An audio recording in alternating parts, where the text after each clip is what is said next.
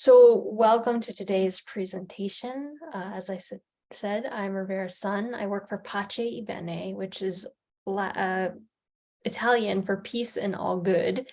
We're a 30-year-old nonviolence organization that coordinates the annual week of actions for the Campaign Nonviolence Action Days. And we have 4,600 actions that happen all across the country. 60,000 people participate in a wide range of actions. And one of the things they'll be doing these racial healing circles and listening circles. So we're very excited to welcome Camille Bennett, who is the founder, executive director of Project Say Something. Camille lives in Alabama.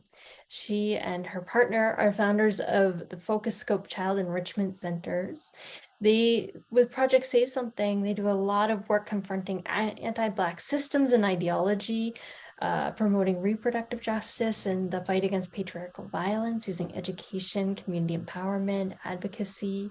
They do a tremendous amount of powerful work, and they do it in ways that change people inside, as well as the kind of legal side and the structural ways that racism shows up in our world. So I appreciate those two dynamics. Camille, welcome. I'm so glad you could do this with us. We're very honored. Thank you.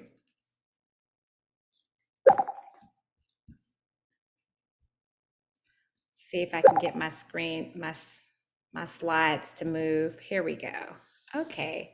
Thank you for that warm introduction, Rivera. Again, my name is Camille Bennett. I'm the founder and executive director of Project Say Something, and I wear many hats. I'm a wife, I'm a mom of two young men, a 21-year-old and a 17-year-old. I'm an interfaith minister. So I started Project Say Something in our church, Living Spirit. And I've been an interfaith minister for 16 years, which is where I got a lot of my experience on listening circles and was able to infuse my experience with listening circles into my activism and into our nonviolent direct action work. I'm also the founder of preschools and childcare centers. They're called Focus Scope, and our centers center the needs of low-income Black families in North Alabama. Some of the work that we do at Project Say Something, we dismantle white supremacist values within public policy. So a lot of the work that we've done, our national media is typically centered around Confederate monuments because that was our largest campaign. As an organization in 2020, we protested for 29 weeks, 5 days a week in North Alabama for the removal of Confederate monuments from public spaces. There was quite a bit of resistance to our work. We were targeted by numerous white nationalist organizations. The situation got quite violent, and there was quite a bit of national media around the issue. We were on the Daily Show. We did work with the Washington Post. So from a little bitty town, we were able to make some pretty large waves and ripples. We currently do a lot of work around public policy, white supremacy within public policy. If you're familiar with the anti-woke policies in Florida, they're in Alabama too. So we just finished defeating anti-critical race theory policies for the second year in a row, and we were successful. We work on anti-protest legislation, and we also work on policies that impact the reproductive health of Black families. If you're not aware, in Alabama, there has been an abortion ban, which heavily impacts childcare and childcare policy for Black families. So we're on the front lines of that work as well. We do public education. We do trainings and educational campaigns around anti-Black systems and critical race theory. And I've been a facilitator of listening circles for, goodness gracious, the past 10 years, I would say. And the listening circles that I've conducted are very diverse. Some have been in churches, some have been with communities that are protesting, some are in small groups.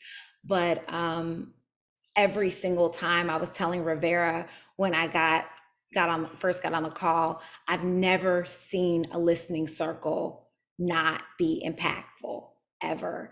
And that's because all it requires is for you to show up in the space with an open heart.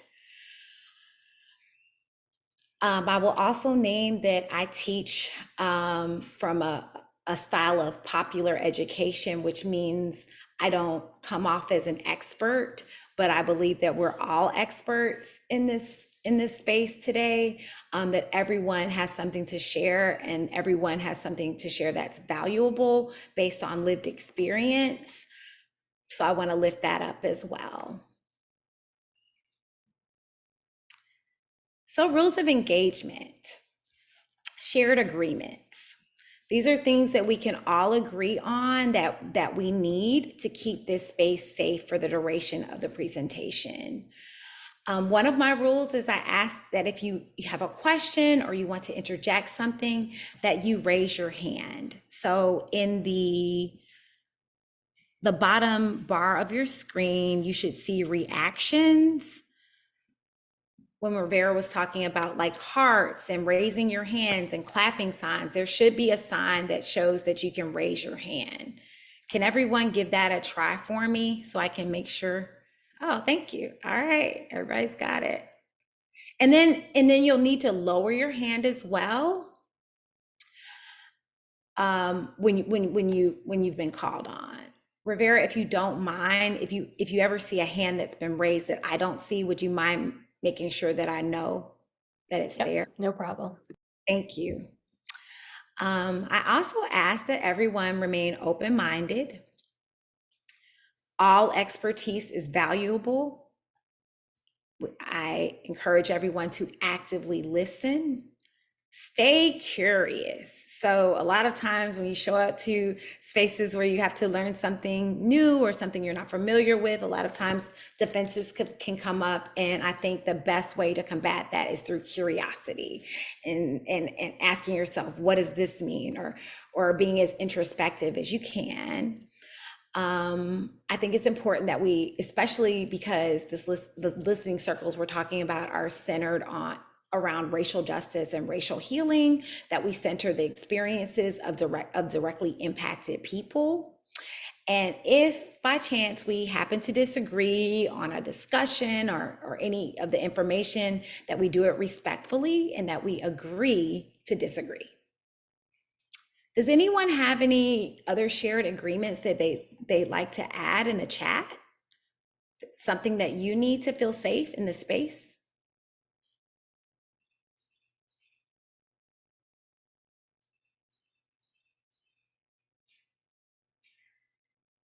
No?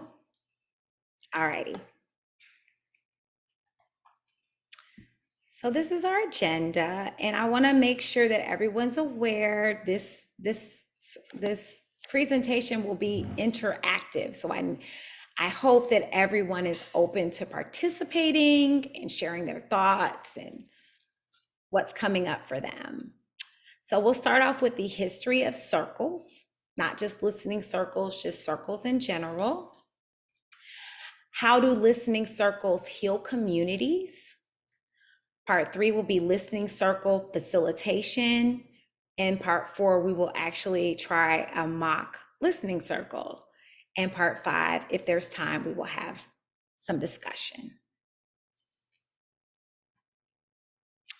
All right, part 1, the history of listening circles. So y'all, I had a hard time pinning down where listening circles, some call them talking circles, where they began, and was able to find that they started in the woodland tribes of the Midwest as parliamentary procedure, which I found extremely interesting. So indigenous cultures use listening circles as ways to engage in political discussions and debates and process and how to navigate governance, which I find to be very interesting. I'm going to pause for a moment and ask, everyone in the group. How do you think that could work, or how do you think that worked during that time? How do you think engaging in listening circles worked with parliamentary procedure?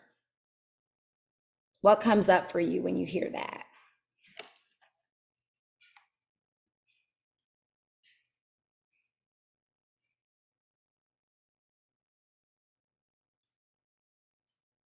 I would see it as kind of a consensus kind of thing to for the group to come together and realize we need this law or rule, to make life a little bit easier for us as a whole, something for the common good.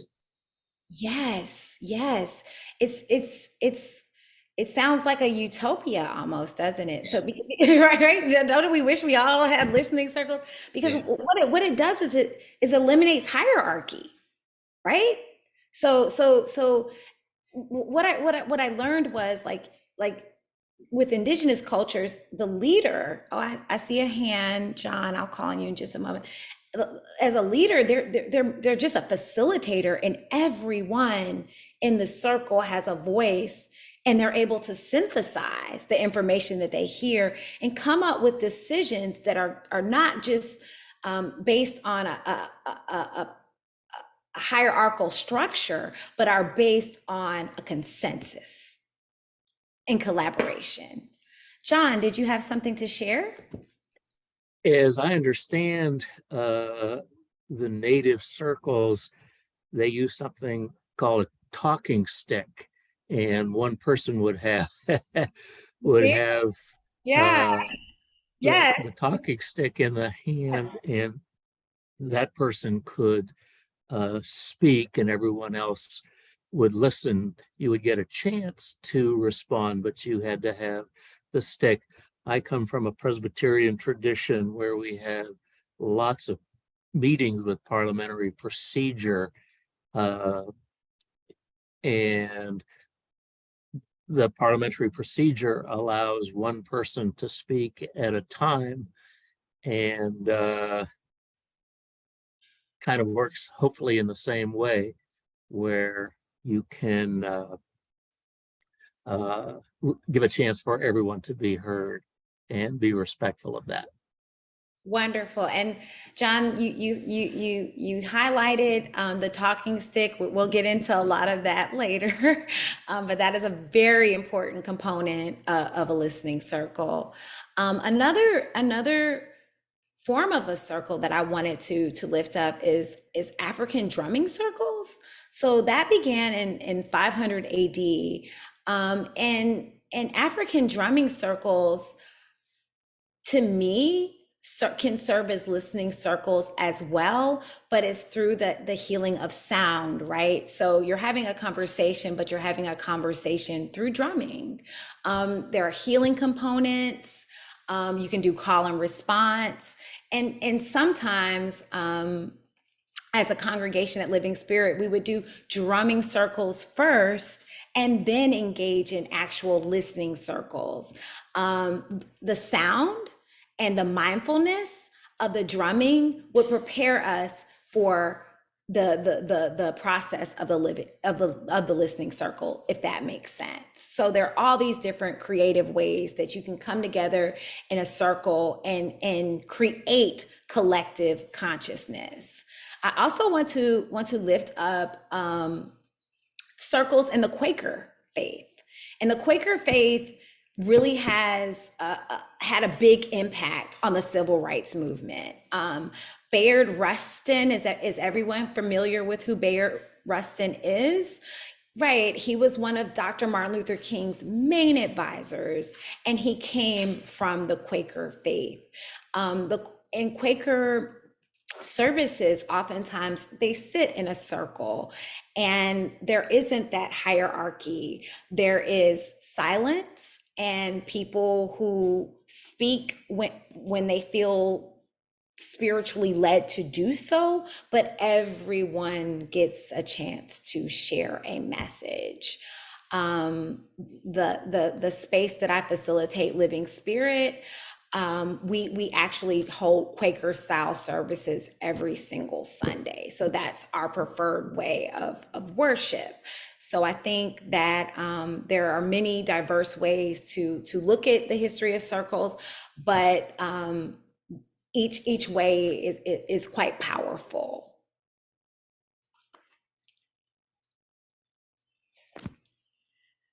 How listening circles heal communities with racial tension. All right, so let's talk about allyship.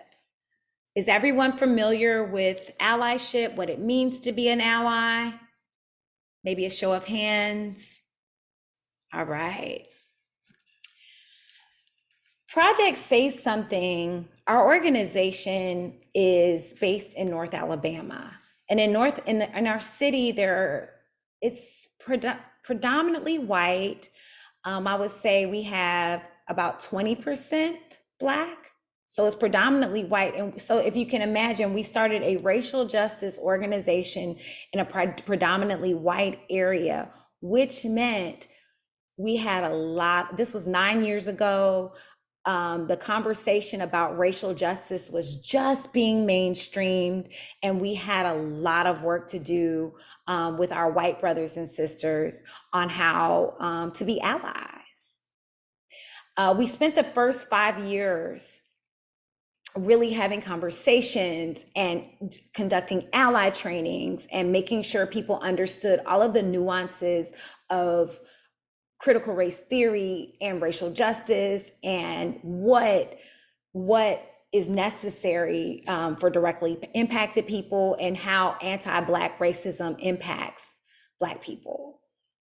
And one of the key components of allyship that I've learned over the years is active listening. Active listening. In order to be an ally, you must be able to listen with compassion. You must be able to listen and without defense and without judgment. One of the most critical pieces of our nonviolent direct action, like I told you, we protested for 29 weeks, 5 days a week, and received death threats every day. The majority of our protesters were white, but as we were navigating a very complicated political system and a very racially violent time, listening circles was our safe place. So that became a part of our nonviolent direct action. We set aside days to come together as a community and form very large listening circles and just listen to one another's experience. And what we found was, number one, we had no idea where each person was coming from, what each person was experiencing.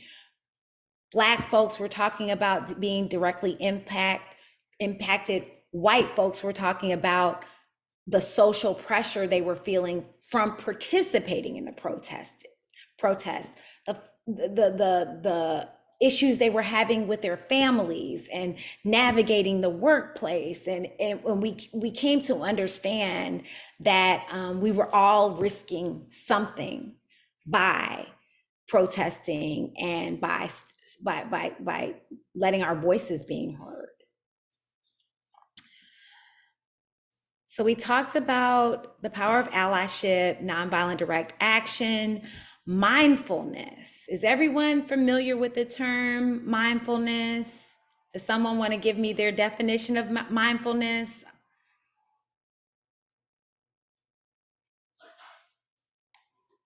See if I have a hand. Anyone want to take a shot at describing mindfulness? No take. I would see it as being in the present moment, being, grounded in this present time. That's it. That's it. Being grounded in the present moment. And mindfulness transcends religion, transcends anything that's dogmatic, right? But it's really, really important for listening circles to start off with some form of a mindfulness practice. And why that's important is because it sets the stage for the awareness that you need to actively listen. I encourage participants, people who plan on engaging in listening circles or conducting listening circles, you need to go ahead and be practicing your mindfulness on a daily basis. And, people think with mindfulness, you have to be sitting under a tree on a beach in the lotus position. Not necessarily. You can be mindful as you're washing dishes. You can be mindful as you're walking. You can be mindful when you're driving and you're at a stop sign or at a stoplight. It's simply noticing the breath and allowing the brain a chance to stop and take in the present moment. All right, so I've got a video I want to share with everyone. We talked about active listening already. Let's go into empathy, because that's that's the why behind the listening circles. Empathy. We're trying to engage our empathy. All right. Can everyone see the video? Being an executive woman is not easy. In 2003, I gave up my lipstick and pinstripe suit to... Can everyone see the video? Yeah.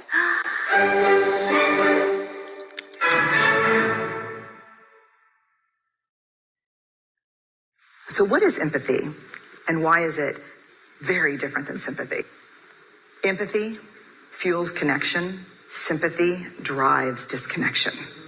Empathy, it's very interesting. Teresa Wiseman is a nursing scholar who studied professions, very diverse professions where empathy is relevant, and came up with 4 qualities of empathy. Perspective taking, the ability to take the perspective of another person or recognize their perspective as their truth. Staying out of judgment, not easy when you enjoy it as much as most of us do. Recognizing emotion in other people and then communicating that. Empathy is feeling with people. And to me, I always think of empathy as this kind of sacred space when someone's kind of in a deep hole and they shout out from the bottom and they say, I'm stuck, it's dark, I'm overwhelmed. And then we look and we say, hey, you climb down. I know what it's like down here, and you're not alone.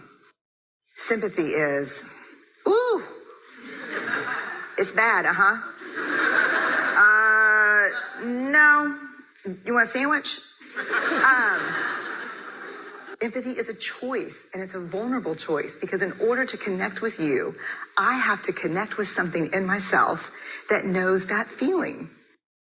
Rarely, if ever, does an empathic response begin with at least. And we do it all the time, because you know what? Someone just shared something with us that's incredibly painful, and we're trying to silver lining it. I don't think that's a verb, but I'm using it as one. We're trying to put the silver lining around it. So I had a miscarriage. Oh, at least you know you can get pregnant. I think my marriage is falling apart. At least you have a marriage. John's getting kicked out of school. At least Sarah is an A student. But one of the things we do sometimes in the face of very difficult conversations is we try to make things better. If I share something with you that's very difficult, I'd rather you say, I don't even know what to say right now. I'm just so glad you told me. Because the truth is, rarely can a response make something better. What makes something better is connection.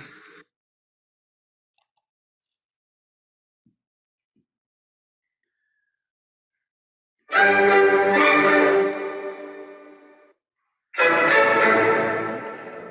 on, y'all. I'm trying to get Thank to you my much for coming screen. today. My name is Tim Lott. I'm a writer and columnist and a novelist. Hold on for just a second. I'm having some technical difficulties here. Address you, welcome all of you here to the RSA for today's special lunchtime talk. Before I begin, can I just ask you to switch your mobile phones off, please, or to silent? There we go. All right.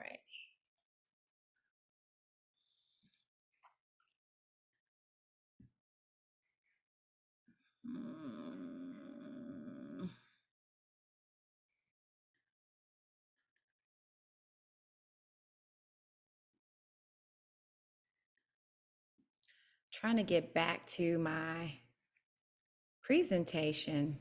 Let's see.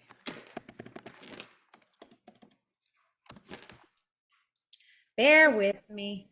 Take your time. We can all practice some mindfulness while you're figuring it out. That's nice. Thank you. Yeah, tech moments are a great moment for us all to relax a little.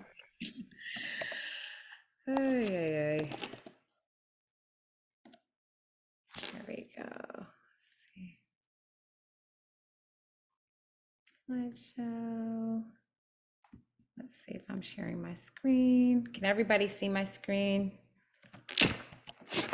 No, we can't. I think you shared the slideshow on your desktop, but not through the Zoom. All right, hold on. Let me get to the Zoom really quickly. Screen share.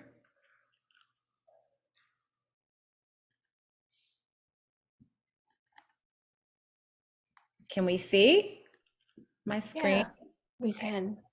All right, yay.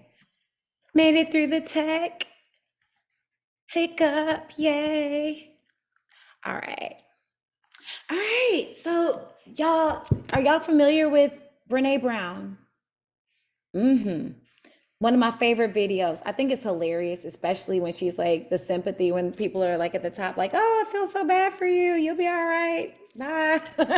that's so with listening circles, we're really working to lean into empathy, while also working on leaning into non-judgment. We set the intention to come to the listening circle with a space of non-judgment. And intention is really, really powerful. I think you remember hearing Brene Brown say, we love to judge. We do. Our brain just can't help it. We're like, oh, she said this. Well, I want to say this. I'm thinking this.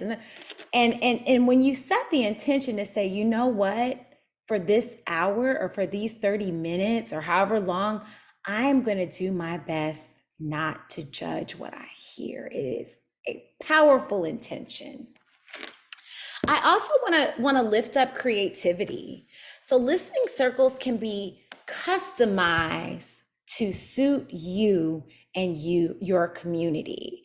There is no magic way to conduct a listening circle. It's all about the needs of your community and what you want to lift up within your community. So I'll give you an example.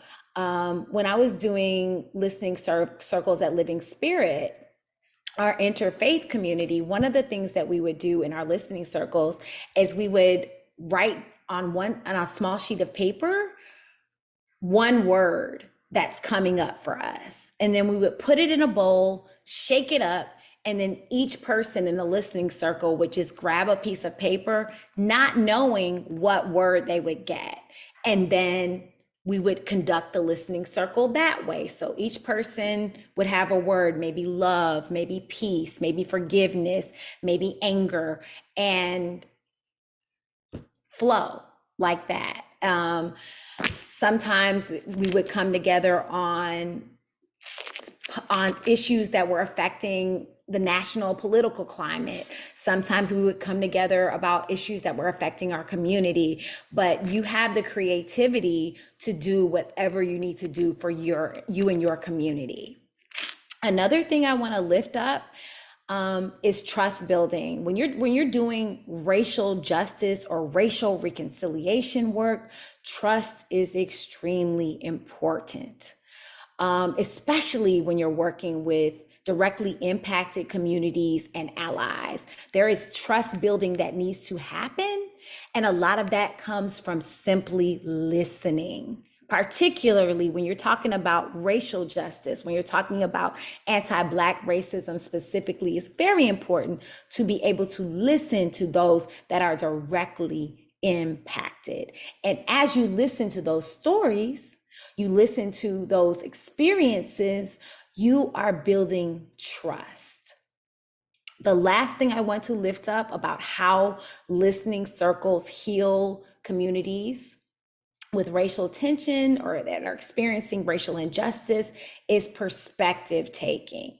Y'all, I cannot tell you how much I learned about my community through listening circles. Like I said, when we were protesting, you know, the Black folks, we were directly impacted. We were having these experiences, but it was not until we sat in the listening circles that I understood what my white brothers and sisters were going through just protesting with us, what they were seeing in their jobs, what they were seeing in their families, how they were feeling isolated from their church communities, from showing up and protesting day after day, week after week. All of this is called perspective taking.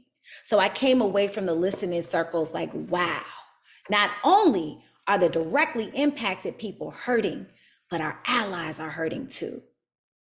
And so it became, how can we heal one another? How can we come together? How can we support one another? How can allies support one another without causing more stress and more weight on directly impacted communities? We found issues that we didn't even know that we had, right?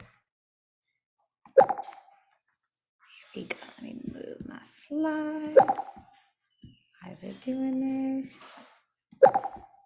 Another mindfulness moment. I'm trying to move to the next slide and it's giving me some problems. Hold on.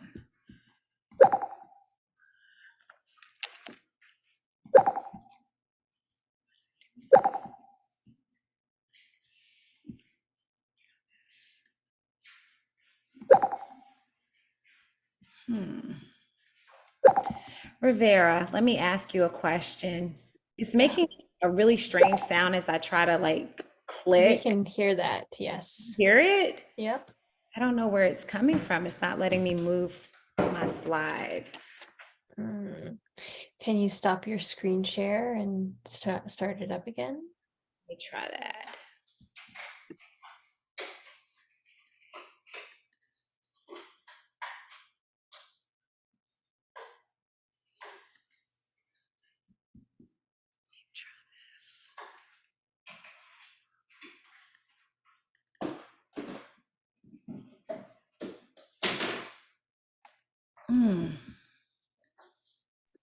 Would you like me to pull it up on my end and you can just That would say be helpful. move that slide? That would be helpful at this point. I think it, yeah. Is this the one you want or previous? That's the one that I want. The next one, please. Thank you. All right. So I'm going to give everyone a couple of minutes if you would like to go get a pen and a piece of paper, or if that's not accessible to you, you can drop your answers in the chat. But I gave out quite a bit of information. I just want to take a moment to reflect and for everyone to think about what's coming up for you right now. How are you feeling? How do you feel about the information that you just got? Do you have questions? Anything that comes up for you? So let's take about 5 minutes, giving everyone an opportunity to go grab a pen and paper, and then you're just going to write. It does not have to be perfect, but you're going to write anything that's coming up for you right now that we've gone over so far.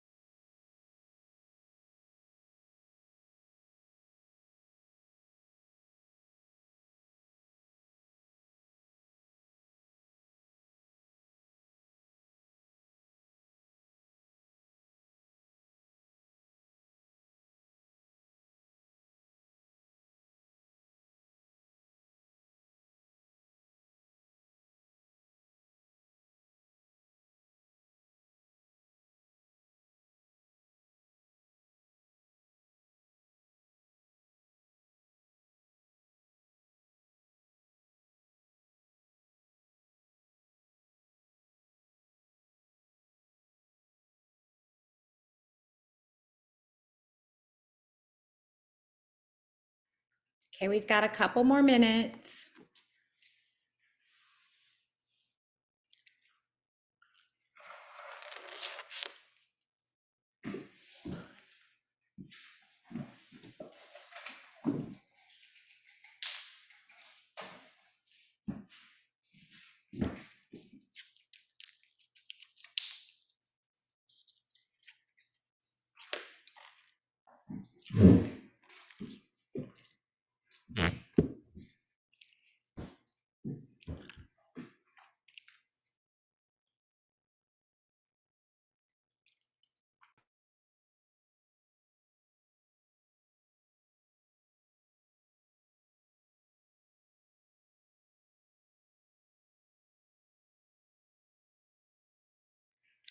One minute left.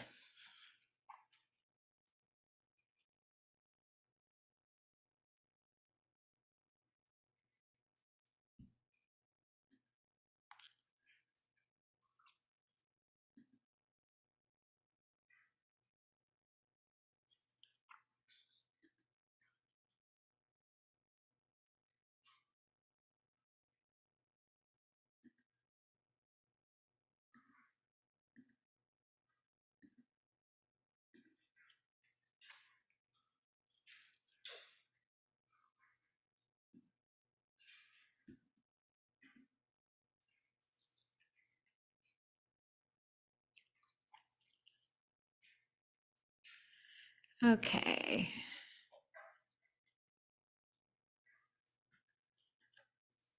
All right.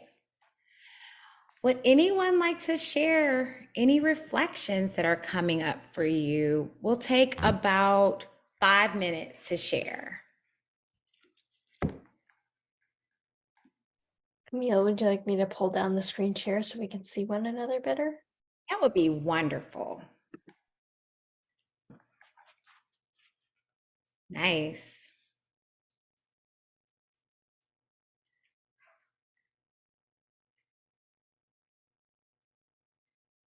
Tough crowd. Y'all don't want to share? I guess what comes up for me is Oh. how do you bring disparate groups together and groups that have no idea about listening circles and bring them in and make it productive, I guess, you know. We will touch on we'll touch on that in the next section. I have plenty to share on how to do that.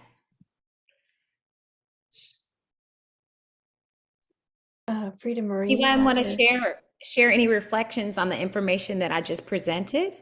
Yeah, I just wanted to say that I put it in the chat, but the modality, I know something about listening circles, and I'm really glad that you're getting the airtime that you're getting, because in all honesty, this is a way to build the kind of relationships that we want to say in the kingdom. We want to see that this is a means of true nonviolence.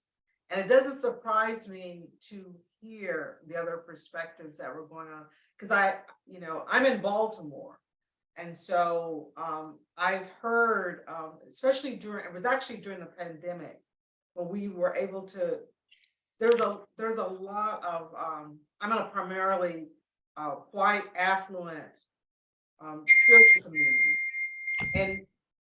And the kinds of divisiveness, the kinds of things that came around George Floyd, the pandemic, the mask wearing, all of that. So when you're in that kind of situation, you understand that life is perceived differently for all of us.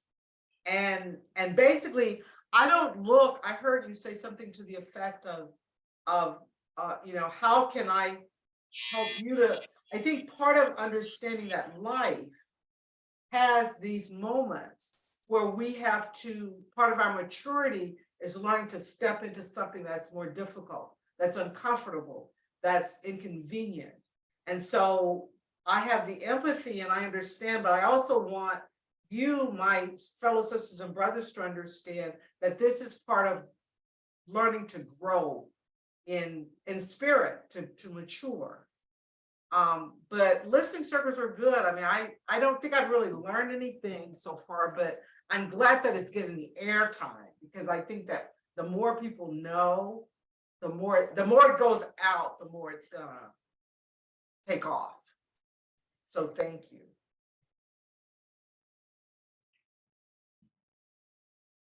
Would anyone else like to share anything that's coming up for them? You've got about a minute and a half left. Okay, I put 2 questions in the chat. One question was curiosity around how are you defining critical race theory?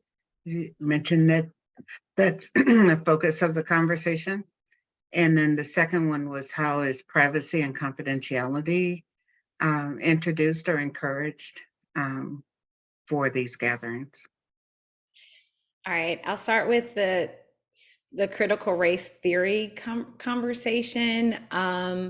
Critical race theory in my mind is anything that describes to us how we got to how we got here, how we got to systemic racism, systemic oppression, the systems that were created to oppress Black people. Many people describe it as a theory that was created in the 80s by a group of scholars like Kimberly Crenshaw, but they define the actual term critical race theory. But I argue that critical race theory has been happening for decades and centuries. It's when Black people, and it's a Black-centered theory, when Black people come together and describe how systems oppress them. For example, the education system, Brown v. Board, all that, segregation. Anytime you're talking about how we got to a place in time that we got to, how a system ended up oppressing people, you're talking about critical race theory. And that's a really long answer, but that's the best I can do at the moment. Your second question was?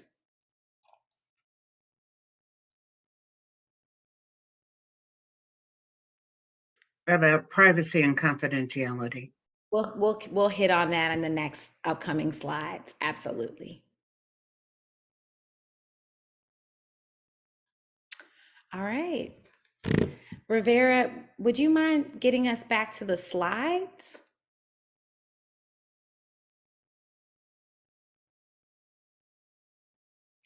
The next slide, please. All right.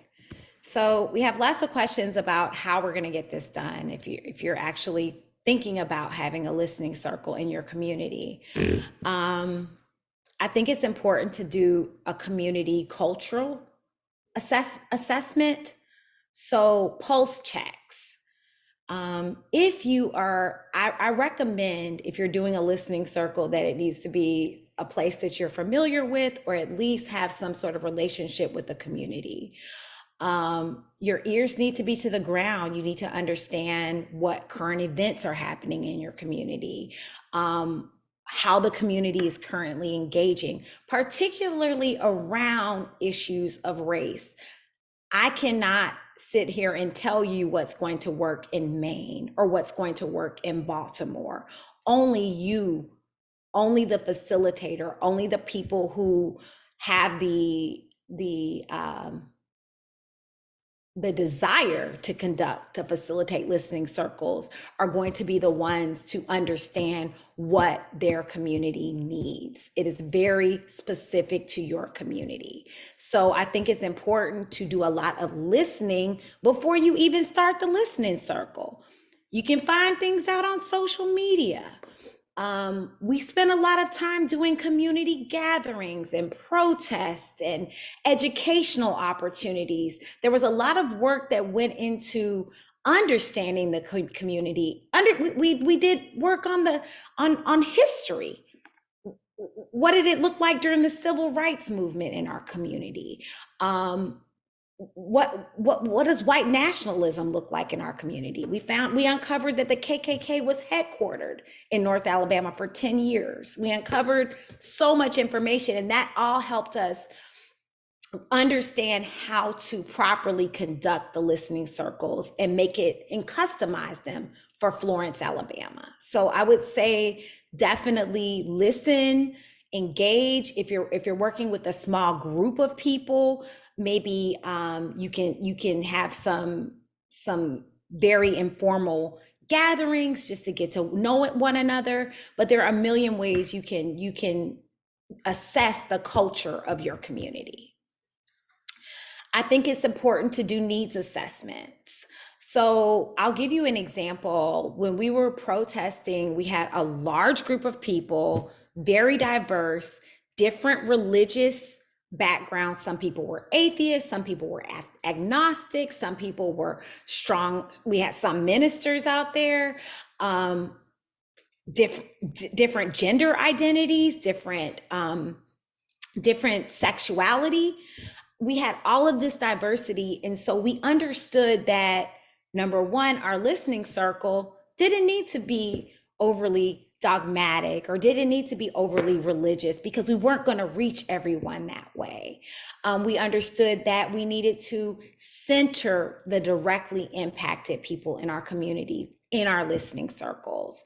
We understood that we needed to also lift up pronouns because we had different gender identities in our listening circle. So I think the needs assessment piece is very important to understand who's showing up to your listening circle. You need to know. So when you put it out there, you need to pay attention to who's responding. When you put the call out, who's responding to the call, and then why are they responding to the call? What is it that they need? What do they want to talk about? I think it's important to identify your facilitator.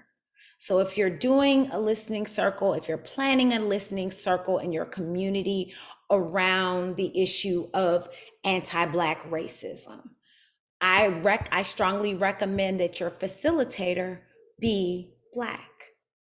They're directly impacted and they need to be the ones facilitating the listening circle. Another example, we've worked a lot with the Black transgender community. So if we're gonna conduct a listening circle for the Black transgender community, we're gonna have a facilitator that is Black and transgender. If you're conducting a listening circle for allies, then you'll need to have an ally, a white ally conducting the listening circle. Does that make sense? And ears to the ground. Timeliness is very important with listening circles. So what I mean by that is when we have national crisis, when we have political crisis, when we have things like, I don't know, I'm just throwing something out that's not racial justice related, but y'all know the submarine issue. Like people wanted to talk about that. Like the people were like, oh my gosh, is this happening? And that's just like that's just a one example, but that's something that happened. People cared about it. That would have been a great time to conduct a listening circle. The last one we conducted was around the abortion ban. People cared about the issue. People were frustrated. People had a lot of feelings. So as soon as we got the information that the ban was law for Alabama, the next day we had a listening circle. So timely. People were ready to talk about it. They needed a space to heal, and we provided it for them. Does that make sense? Does anyone have any questions about community culture assessment, needs assessments, facilitator, anything coming up for you about that before we move on? If you have an impacted person being the facilitator, what kind of like training or directions do you need to give to them? That's the next slide. Okay. Mary, you're one step ahead of me every time. I tell you. Yeah. All right, Rivera, I'm ready to move on. Anybody else have any questions about that?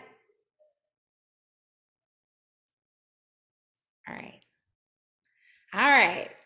How to conduct how to facilitate a listening circle. So simple. For the first thing I want to say again, well, I said it before, you can't mess it up. You just cannot mess it up, because number one, people are showing up because they want to share. It's foolproof. It's collaborative, and there's really no way to get it wrong. I've never seen it go wrong. But you need a few materials. One of the things that I think John brought up was a talking stick. Now, this was made by one of our allies. This is our wood crafted talking stick. It doesn't have to be that fancy. I've seen people use like literally a stick, a lighter, if we're using sage, anything you need that looks like a stick. But this is ours. It's a fist on one side and a peace sign on the other. But this is our what we use. You can also use sage depending on the group. Sage typically clears energy and just has a very strong aroma, and it's there to clear out energy fields. So depending on how hippy dippy the group is, I love sage. I use them at most of my listening circles. People tend to love the sage, and they're open to being sage, but it's up to you. And a drum is also helpful, especially as people are coming into your circle. If you have someone who's a good drummer, that sound therapy is always something that kind of lowers defenses and gets people into a space of mindfulness and peace.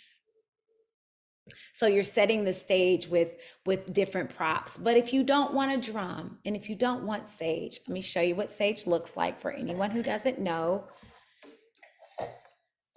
It looks like this, and you light it and it smokes, and you kind of fan it. A lot of native cultures use a feather and fan it on each person, but it's there to clear your energy fields and clear your aura and clear your energy. All right. So you need roles. Now, if you're facilitating a listening circle, my guess is you already have a facilitator that's selected, but you have two roles. You have a facilitator, and there should be a timekeeper. Now, typically when I conduct listening circles, I never have a timekeeper selected. I get to the listening circle and I simply ask for a volunteer. One of the first things your facilitator will need to do during your listening circles, and again, these are suggestions. You can customize your listening circle to meet the needs of your community. But as a facilitator, I think it's important to set the stage for mindfulness. So that's simply getting everyone in the space to breathe and notice, and notice that they're breathing. And if you can do a guided meditation, if that works for you, or you can simply sit in silence and ask everyone to take 6 cleansing breaths, and that's enough to set the stage for mindfulness. It's very important that the facilitator sets intentions. So one intention is time. People, in Native cultures, when we talked about the parliamentary procedure, in Native cultures, some listening circles would go on for hours and hours and hours, but we're Americans, typically it's time sensitive. Most listening circles we conduct need to be about an hour. So you kind of have to count how many people show up to your listening circle, and then think about how much time each person has to talk. So if you have 30 people, you know that each person gets about 2 minutes apiece. And that's the timekeeper's role. Every time the stick passes to another person, your timekeeper is keeping time on how long that person talks. I think that's a really important component, because sometimes what will happen in your listening circle is someone is very dominant and has a lot to share. And that can go from here to next week and no one else gets to talk. And so it's really important to have those boundaries already set and in place. And as a facilitator, it's important to explain that to each person, that we do need to be time sensitive. Anonymity. It is extremely important to set the intention of anonymity, that this is a safe space. This is a sacred space. I don't want to go to the grocery store next week and hear all about my listening circle, what I shared in my listening circle, that this, in order for this experiment and in order for this healing to work and to be effective, we must trust one another and we must keep it safe and anonymous.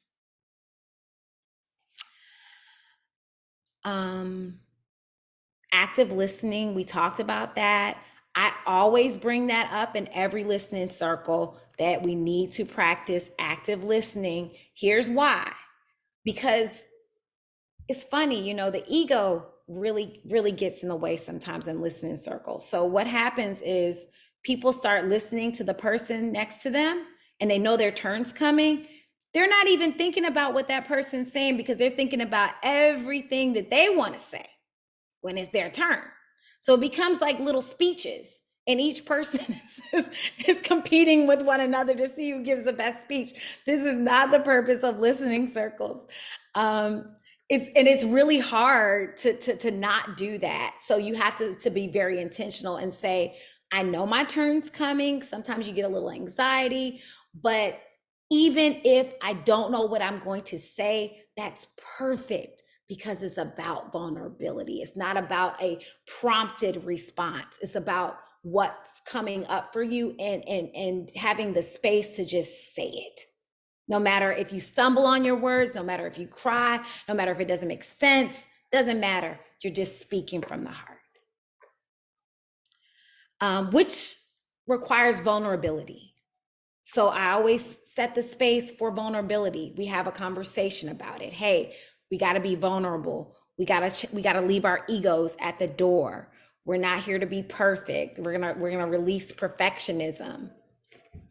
Another really important component of listening circles is what I call space holders. That comes from the Quaker tradition. So remember when I talked about in their services, they have circles, and when someone feels led to speak, they speak. But sometimes some people don't speak at all. They simply hold space. So I've been in listening circles where someone gets past the stick and they decide they don't want to speak. They simply want to breathe for 2 minutes, and that's all right. And it's so interesting, it usually happens after we've heard like a lot of heavy conversation, and then someone's like, and it's perfect because we needed that moment to reset and get back into mindfulness. So we're setting these intentions with the purpose and with the intention to set healthy boundaries. We need healthy boundaries in our space. Another really important thing that the facilitator has to do at the end is synthesize. So as you come to the end of your listening circle, oftentimes you've heard so much information, so many different stories, so many different perspectives. You're overwhelmed. And what the facilitator can do to ground the energy is synthesize. Share some of the things that they heard. I heard this person say this. I heard this theme come up. I heard this energy. I heard love was at the center, or peace was at the center. And what that does is bring us back to collective consciousness.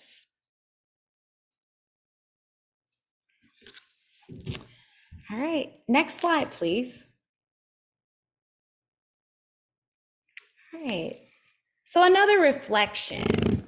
let's take 2 minutes this time and just jot down anything that's coming up for you, any questions that you might have on the materials that have been presented.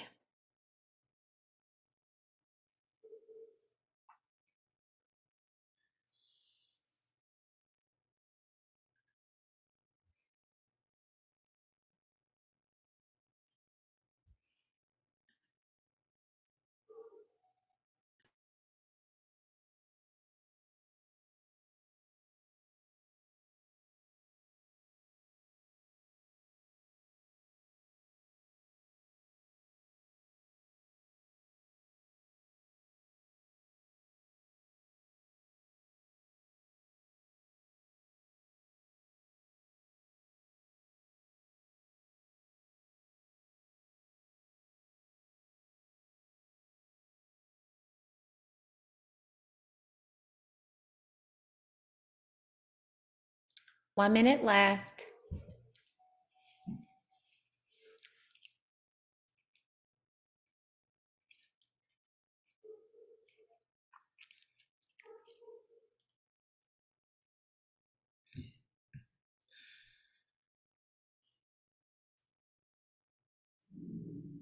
No.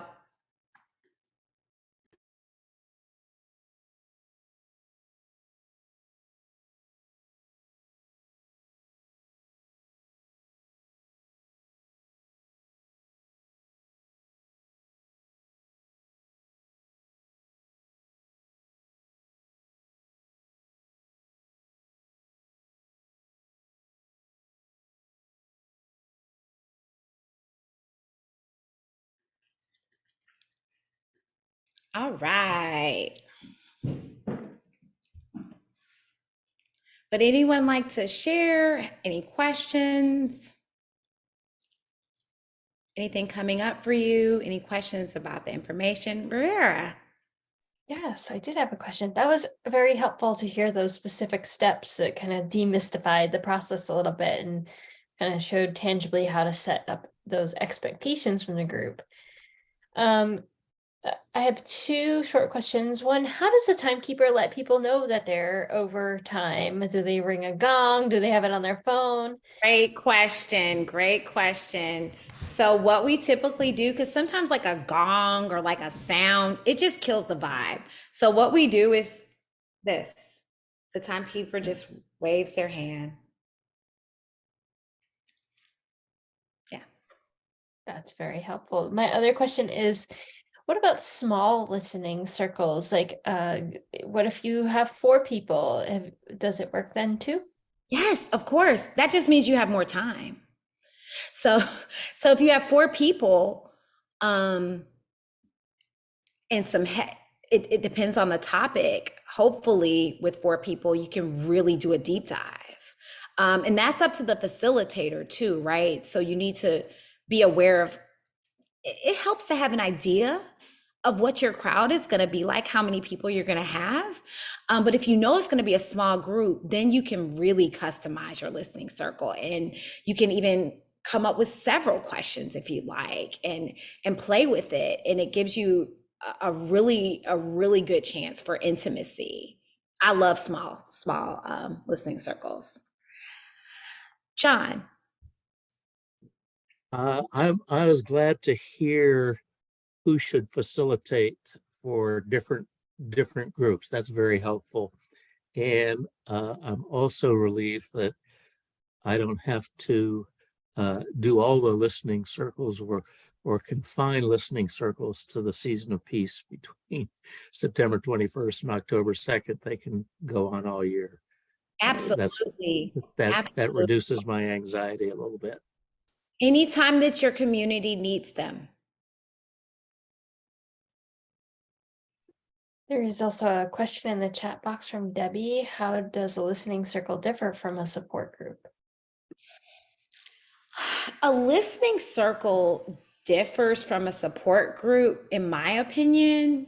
The way I conduct them, there's no back and forth conversation, right? So a support group, I'll share a story and then someone else may have questions or may say something to support what I'm saying. Listening circles are, I'm speaking for 2 minutes and I pass the stick and the next person speaks for 2 minutes. There's no call and response. So you're simply listening. No one has the opportunity to even interject. It's just a straight flow. Does that make sense? Now, after the listening circle, people may choose to reflect on what they've heard, but typically there's no back and forth. So that's the biggest difference to me.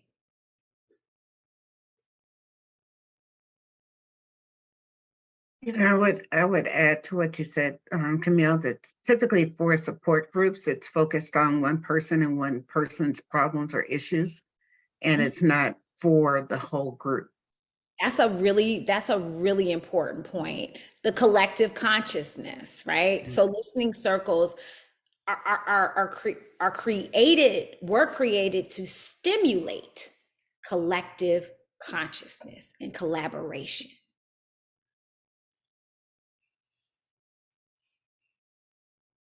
Anyone else have reflections, thoughts before we really dive in and try this mock listening circle? Y'all ready?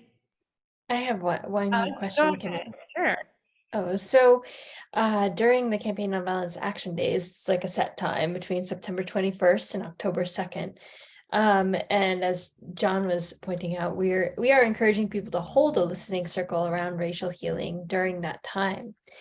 In order to be responsive to the timeliness, can people say we're going to hold the listening circle for racial healing, and identify the key question as the date approaches? Would that work? Absolutely.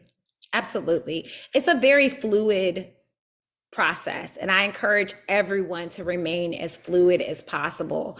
If you're anything like me, type A and an over planner, that was really hard for me in the beginning because I was like, I need to be prepared. I need to know what I want. But the truth is, there are times when you plan a listening circle and then maybe a social issue happens or something happens in the political climate or something happens across the nation and people need something different, and you have to remain fluid and meet the needs of your community.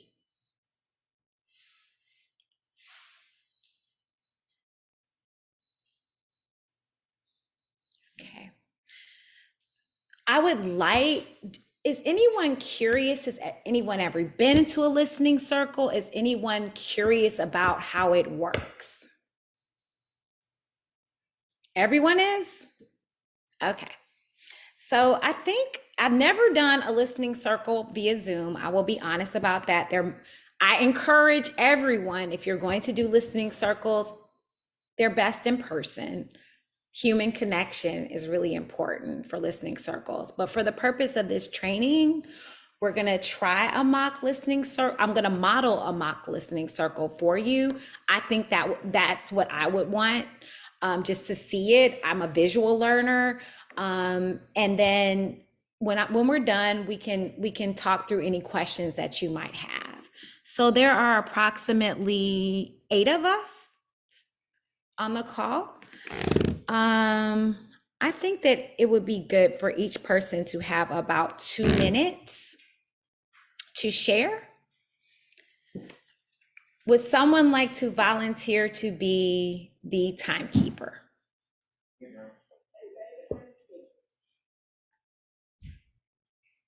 Not everyone at once. All right, Miss Mary, thank you for volunteering to be the timekeeper. All right. So we're going to pretend. So Camille, a couple questions before we start. One, Danny is watching young children and probably would like to listen to this circle without being able to chime in. And Debbie is having a little trouble with the phone. Debbie, I'm not sure if you can come off mute and talk. Maybe you want to just check in about that tech.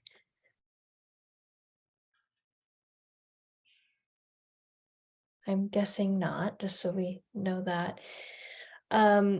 And then, confidentiality and anonymity was a big thing you spoke about. We are recording. Should we pause the recording for this? Or do we want to do a mock listening circle in a way that we feel comfortable with other people watching for their benefit as well?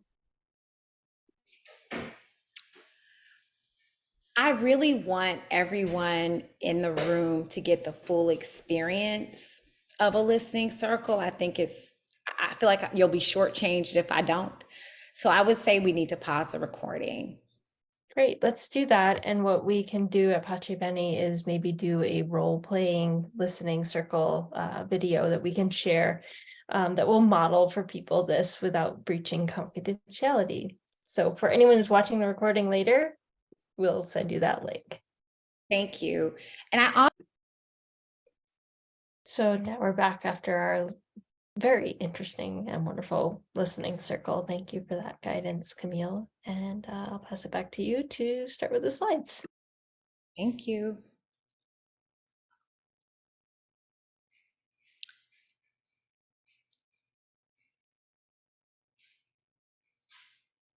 Next slide, please. All right, so a few recommendations. I recommend that prior to conducting a listening circle, you prepare.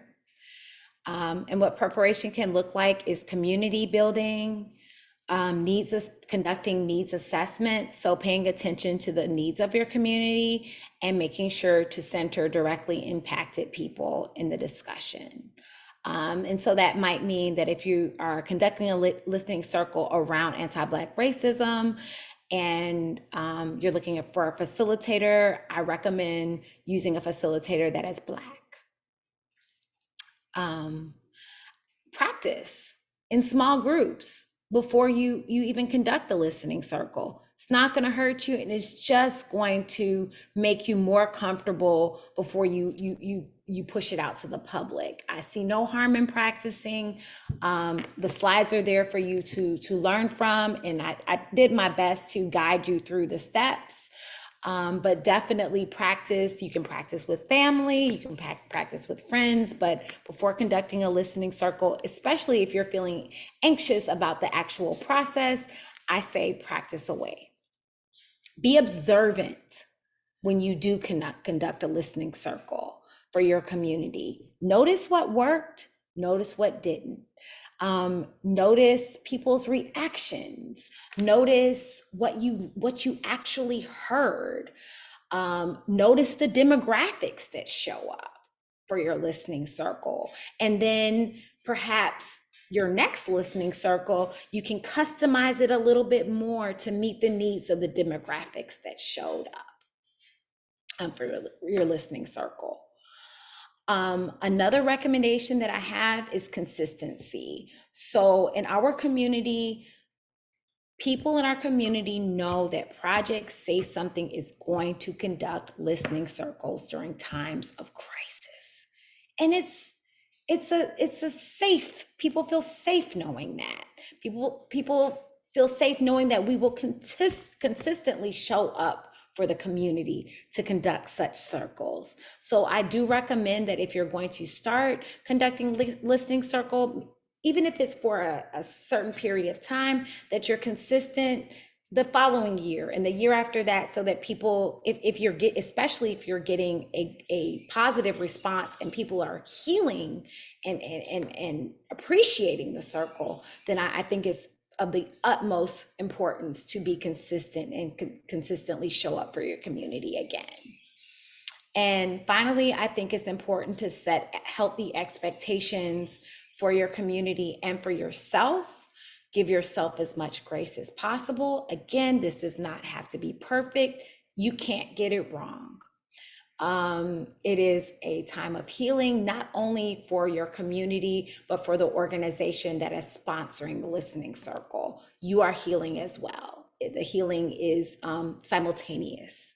It's not just for the community, it's for you as well. So make sure you set healthy expectations for yourself, not to have to be perfect or not to have to have it done a certain way or for it to look exactly like it did even on this presentation.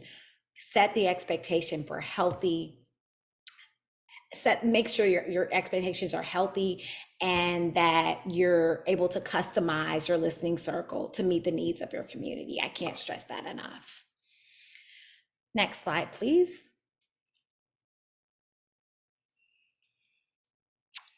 Does anyone else have any questions, concerns, reflections? We can take 3 minutes.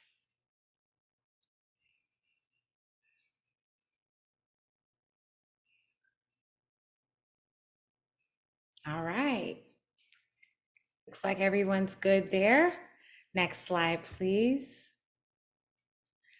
Project Say Something is a nonprofit organization. We're a 501c3 and 501c4 organization, which means we survive from donations. So if you'd like to donate, our website is there.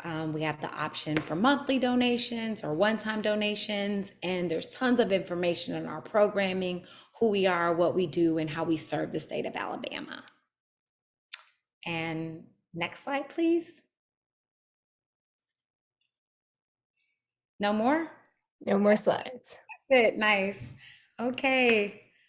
This was wonderful. Thank you so much for inviting me into the space. I hope that you learned and took something away from the experience.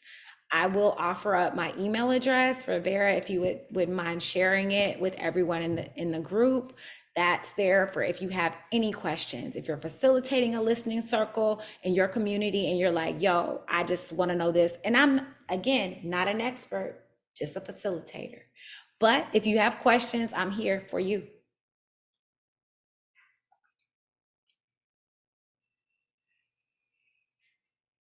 Thank you so much, Camille. This has been really eye-opening, and I really appreciate your humble and experienced voice and the kind of compassion and thoughtfulness and radical critical thinking that you bring to this and so many other aspects of your work.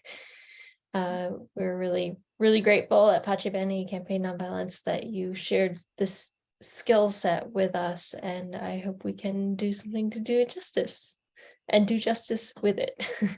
Yes, I'm so excited. Oh, and if you do conduct listening circles, you can reach out to me and just tell me how it went. Like, I want to know what the experience is like for you. Let me just check and make sure. Is there, because some of you are planning on doing listening circles during the action days. Are there any questions about this for action days that you would like to ask me as the coordinator? One of them was Shayna, or maybe something that Camille could add her wisdom to. Any specific questions around that?